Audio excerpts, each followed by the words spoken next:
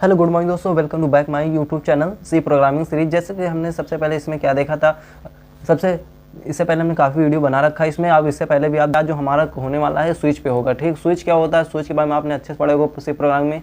जैसे मान लीजिए कोई हम एक डाटा लेते हैं, नाम लेते हैं, उस डाटा को एक हम नंबर दे देते हैं या एक आईडी दे देते हैं। जैसे उस नंबर को हमें आईडी चाहिए तो उसे हम एक आईडी देते हैं। जब उसकी हम आईडी पे वन क्लिक करें, मान लीजिए जैसे हमने यहाँ पे क्या किया है, हमने आईडी दिया है सबको और यहाँ पे केस वाइज दिया है। ठीक, और जैसे हमें प्रिंट एफ में यानी केस 1 में राम को दिया, केस 2 में श्याम को दिया है, जो केस 3 है इसमें हम राजू को दिया। इस 3 में अब हमें इन तीनों का नाम सर्च करना है, तो हमें ऐसा करना चाहिए। अब जैसे हम एक को 2 सर्च करते हैं तो जैसे इंटर करें तो हमारा साम आ गया।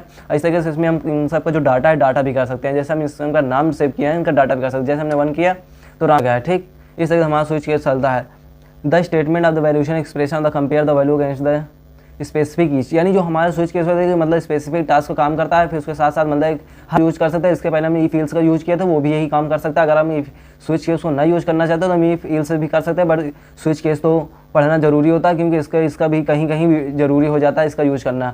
और इसके साथ साथ अगर देखें तो one which the code of the case block execute, इसका जो एक ब्लॉक वाइज कोड चलता है। यानी जैसे जैसे हमारे कभी कभी कोई भी वेबसाइट में ऐसा होता है कि जैसे हम कहीं पे क्लिक करते हैं तो जैसे मान लीजिए हमें कोई अपना डाटा चाहिए। जैसे हम क्या करते हैं, कभी कभी जैसे हम अपना नाम डाल देते तो हमारा जो पूरा डाटा है खुल के आ जाता है। ठीक, वेबसाइट में या कहीं कहीं और अपना जो डाटा लिखे रहते हैं एक कोई सॉफ्टवेयर में, तो वाली जो सारी चीज़ें होती हैं वो स्विच केस का उपयोग करके वो सॉफ्टवेयर में डेवलप की जाती हैं। ठीक, जैसे मान लीजिए आपने जैसे काफ़ी सारी फाइलें जोड़ी रहती हैं, जिस फाइल का आप जैसे नाम सर्च कर देंगे तो वैसे डायरेक्ट आपका वही वाली फाइल ऊपर आ जाती है ना। इस तरीके से उसमें स्विच केस का यूज होता है। ठीक, और इसी तरह इसमें ब्रेक का यूज, ब्रेक क्या है, ब्रेक का यूज इसीलिए होता है ताकि जैसे आपका अगला केस जो रहे, अगला केस ना आए, ओनली आपको जो सर्च करे वही आए, ये नहीं कि उसके नीचे वाला जो केस है वो भी आना चाहिए, ऐसा नहीं है।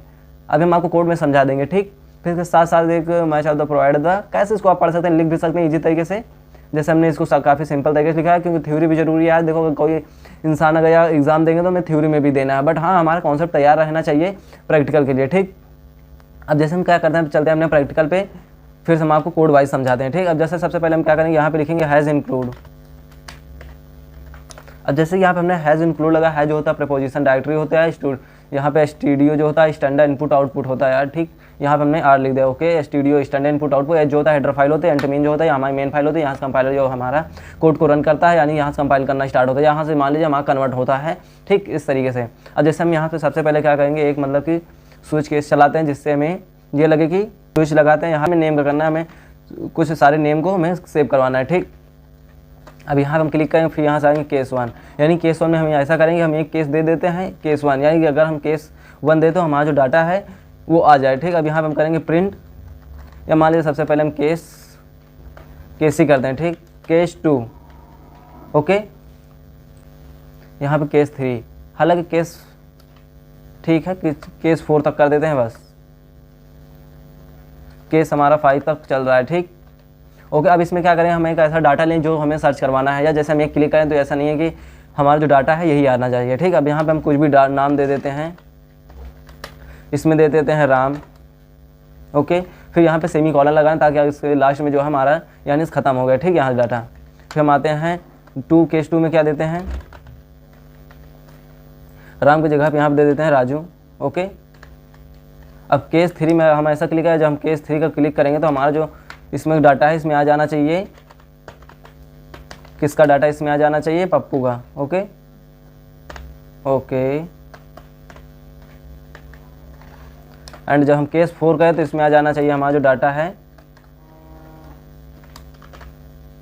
थॉर का। ठीक, और फिर इसके ऊपर जब इसके बाद हम क्या करेंगे, डाटा जब इस पर हम करेंगे तो इसमें हम एक डाटा को सर्च करा देते हैं। जब हम 5 को क्लिक करें तो इसमें आ जाएगा iron man. Okay, iron man का। ओके, अब हमने इतना कंप्लीट कर लिया है। अब इसमें हमें क्या करें, अब एक इनपुट लेते हैं ताकि आपको ये पता चल जाए कि हम जो कोड को कराएंगे वो कैसे कराएंगे। ठीक, एक इनपुट लेते हैं, इनपुट नेम इक्वल 5 तक हमारा था, तो वहाँ पे 5 क्लिक करके हो गया। ठीक, अब एक बार इसे हम रन कराते हैं, देखते हैं सही आ रहा है नहीं आ रहा है। ओके ओके, अभी यहाँ बोल रहा है आपका स्विच जो नेम है यहाँ पे गलत बता रहा है। ठीक, अब देख लेते हैं अभी तो। ओके, अब बोल रहा है यहाँ पर हमने सेमी कॉलन नहीं लगा आयरन मैन में। इस तरीके से आप इसमें एरर देखिए, क्योंकि एरर आना इसलिए जरूरी होता था कि आप सिक्योर रह सकें, आपका कोड को पता चल सके कि हमारा कोड कहाँ सही है कहाँ गलत है। अगर एरर नहीं आएगा तो आप अच्छे कोडर नहीं बन सकते, अच्छे कुछ भी नहीं बन सकते। ठीक, यहाँ पे जैसे बोल दिया iron man. Okay, iron man आया। ठीक, अब हम एक बार फिर से रन कराएंगे तो क्या आता है, आयरन मैन आ रहा है, बट हमें तो यहाँ फर्स्ट वालों कराना, तो यहाँ पर लगाएंगे हम ब्रेक। हालांकि अभी हमारे यहाँ पर आयरन मैन आ रहा है। अब यहाँ 5 की जगह पर हम क्या लिख दें, 3 कर देते हैं, तो 3 में क्या आता है, ओके 3 में हमारा जैसे सर्च करते हैं तो यहाँ पे पप्पू भी आ रहा है, थॉर, आयरन मैन भी आ रहा है। अब हम ऐसा क्या कर दें कि इसमें हम जो सर्च करना चाहे वही है हमारी, तो यहाँ पे हम लगाएंगे ब्रेक। ओके, अब यहाँ पे ब्रेक का काम हुआ है, ठीक। अब यहाँ पे ब्रेक, ओके, अब ब्रेक लगाएंगे तो क्या रहेगा, हमारा जो फर्स्ट ही वाली वैल्यू रहेगी वही केवल रन करेगी, ठीक। सबके नीचे यानी आपको ब्रेक यूज कर लेना है। ब्रेक यूज करना इसलिए ज़रूरी है ताकि आपको जो कोड रहे वही रन करे बस, ठीक। ये देखिए अब हमने यहाँ पे अपना कोड कंप्लीट कर लिया है ब्रेक लगा के। अब एक बार इसे हम रन कराते हैं।